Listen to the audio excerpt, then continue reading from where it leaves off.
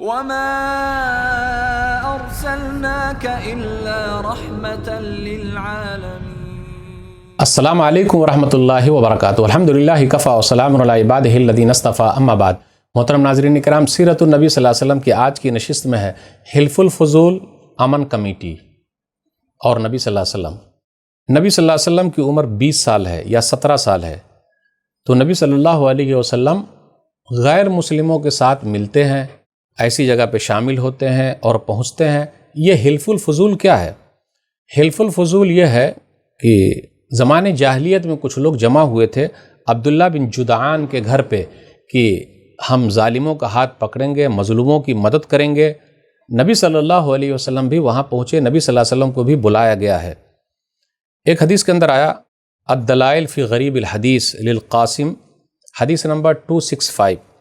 عبد الرحمن بن ابو بکر کہتے ہیں کہ نبی صلی اللہ علیہ وسلم نے فرمایا لقد شہدت فی دار ابن جدعان حلفا لو دعیت الیہ فی الاسلام لأجبت یا لأحببت تحالفوا ان ترد الفضول علی اہلہا والا یعز ظالم مظلوما، کہ میں عبداللہ بن جدعان کے گھر پہ حاضر ہوا، اگر مجھے اسلام میں بھی دوسرے لوگ بلائیں گے ایسی کمیٹی کے لیے، ایسی دعوت دیں گے تو میں ضرور جاؤں گا۔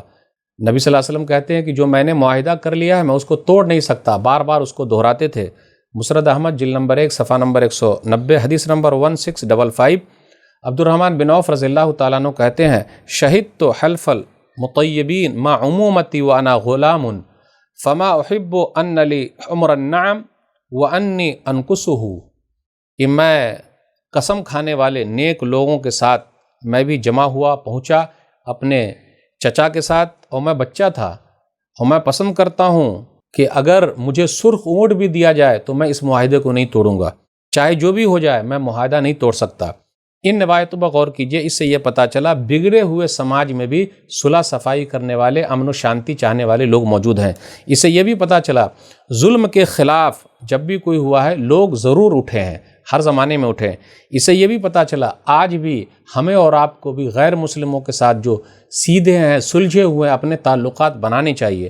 نبی صلی اللہ علیہ وسلم جب نبی نہیں تھے تو کس طریقے سے وہ تعلقات بنائے رکھتے تھے۔ عبداللہ بن جدعان ایک نیک آدمی تھے، لیکن انہوں نے اسلام قبول نہیں کیا، بڑے سیدھے سادے تھے، سلجھے ہوئے تھے۔